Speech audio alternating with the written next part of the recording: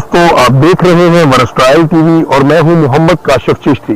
اس سے پہلے کہ ہم آپ کو حضرت خالد بن ولید رضی اللہ تعالیٰ عنہ کی مکمل زندگی کے واقعات کے متعلق بتائیں، آپ سے گزارش ہے اگر آپ اس چینل پہ نئے ہیں تو ہمارے چینل ورسٹائل ٹی وی کو سبسکرائب کر کے بیل آئیکن کو بھی دبا دیں تاکہ ہماری ہر نئی آنے والی ویڈیو کی اپڈیٹ آپ تک پہنچتی رہے۔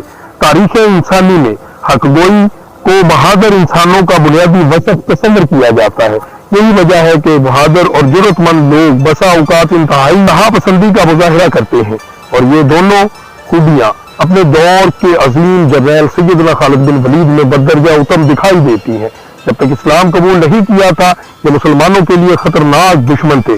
غزوہ احد میں لشکر اسلام کی جیتی ہوئی بازی کو شکست میں تبدیل کرنے میں حضرت خالد بن ولید کی انتہا پسندی اور ثابت قدمی کا بڑا دخل تھا، کیونکہ کفار کا لشکر دل برداشتہ ہو چکا تھا، پسپائی ان کا مقدر بننے والی تھی۔ اس مارکہ حق و باطل میں دشمن کی صفوں میں سے ایک ہی جواں مرد تھا جو ہار ماننے کے لیے کسی صورت میں بھی تیار نہیں تھا، اور موقع پاتے ہی چند افراد کا دستہ ترتیب دے کر درے کے راستے مسلمانوں پر ناگہانی حملہ کر دیا، جس سے ان کے پاؤں اکھڑ گئے اور انہیں بھاری جانی نقصان اٹھانا پڑا۔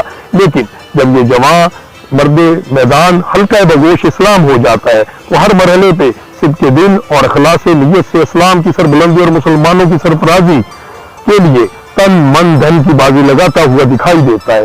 پھر تو انہوں نے اپنی پوری زندگی حق کی حمایت اور ظلم و بربریت کے خلاف برسر پیکار رہے اور اسی طرح اپنی زندگی گزاری۔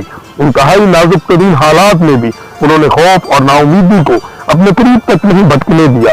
سیدنا خالد بن ولید رضی اللہ تعالیٰ عنہ نے جنگی تاریخ میں ایسے کارنامے سر انجام دیے کہ دنیا حیرت میں پڑ گئی۔ آپ کی جرأت و شجاعت و عظمت کا اعتراف تو دشمن نے بھی کیا۔ جرمن فوج کے ایک سپہ سالار جنرل ارون راہیل سے جب پوچھا گیا کہ میدان جنگ میں تیری کامیابی کا راز کیا ہے تو اس نے برملا کہا کہ میدان جنگ میں مسلمانوں کے جرنیل سیدنا خالد بن ولید کے طریقے کو اپناتا ہوں۔ بلا شبہ یہ خالد بن ولید رضی اللہ تعالیٰ عنہ کی مدبرانہ اور جرأت مندانہ قیادت کا کرشمہ تھا کہ کیسر و کسریٰ کے جاہ و جلال دیکھتے ہی دیکھتے ان کے قدموں میں سر رگو ہو گیا۔ چشم و فلک نے یہ نظارہ بھی دیکھا کہ روم فارس جیسی سپر پاوروں کے وسیع تر جنگی وسائل کبھی بھی ان کے راستے میں رکاوٹ پیدا نہ کر سکے۔ ابتدا سے لے کر آخر تک ہر مارکہ کے حق و باطل میں فتح و نصرت ان کے ہم قدم رہی، اور شکست و ریخت سے یہ تقریباً نا آشنا رہے۔ موتا سرزمین شام کے سرحدی علاقے پر واقع ایک بستی کا نام ہے۔ اس مقام پر پیش آنے والے واقعے کو جنگ موتا کے نام سے یاد کیا جاتا ہے۔ یہ پہلی جنگ ہے جس میں اسلام قبول کرنے کے بعد سیدنا خالد بن ولید ایک عام سپاہی کی حیثیت سے شامل ہوئے، لیکن یکے بعد دیگرے 3 جرنیلوں کی شہادت کے بعد لشکر اسلام کی قیادت ان کے سپرد ہوئی۔ مجاہدین صرف 3000 تھے اور وہ بھی تھکن سے چور ہو چکے تھے۔ مقابلے میں فوج 2 لاکھ جنگجو افراد پر مشتمل تھی، اور وہ سب کے سب ہتھیاروں سے بہت ہی زیادہ مزین۔ مکان مدینہ صلی اللہ علیہ وآلہ وسلم نے اپنے ایک جانثار صحابی حارث بن عمیر ازدی کو خط دے کر وادی بصرہ کے حکمران حارث عمر غسانی کی جانب روانہ کیا۔ ابھی شام کے سرحدی صوبے بلقاء کا موتا نامی بستی میں پہنچے ہی تھے کہ صوبے کے گورنر شرجیل بن عمر غسانی کو ان کی آمد کی اطلاع ہو گئی۔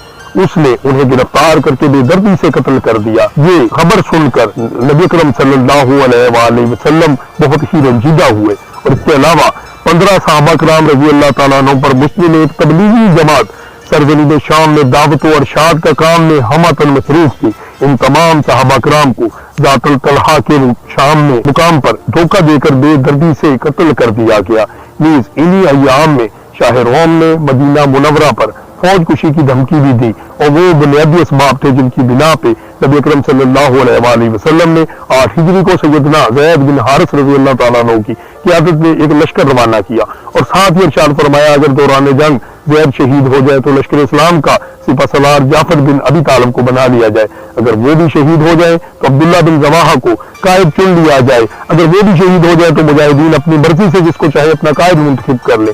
آپ صلی اللہ علیہ وآلہ وسلم نے لشکر کے لیے سفید رنگ کا پرچم بنا لیا اور زید بن حارثہ کے حوالے کیا۔ لشکر کو آپ نے یہ وصیت کی کہ جس مقام پر حارث بن عمر ازدی شہید ہوئے وہاں پڑاؤ کرے اور اللہ سے مدد طلب کرتے ہوئے ان کے ساتھ ڈٹ کر مقابلہ کریں۔ دیکھنا کسی سے بد عہدی نہ کرنا اور نہ ہی خیانت کا ارتکاب کرنا، کسی بچے بوڑھے یا عورت کو قتل نہ کرنا اور نہ ہی کسی گوشہ نشین راگ یا تارک دنیا کی گردن اڑانا، کسی عمارت کو منہدم نہ کرنا اور نہ ہی کسی درخت کا کاٹنا۔ لشکر اسلام سلطان مدینہ صلی اللہ علیہ وآلہ وسلم کی ہدایت لے کر اپنی کٹھن منزل کی طرف رواں دواں ہوا، دشوار گزار راستوں سے گزرتا ہوا۔ جب یہ سرزمین شام کے سرحدی صوبے بلقاء میں پہنچا تو معلوم ہوا کہ شاہ روم ہرکل نے مٹھی بھر مسلمانوں کے مقابلے کے لیے ایک لشکر جرار پہلے سے ہی وہاں بھیجا ہوا ہے اور وہ میدان میں پڑاؤ ڈالے بیٹھا ہے۔ لہٰذا مجاہدین راستہ بدلتے ہوئے مقام موٹا پر پہنچے۔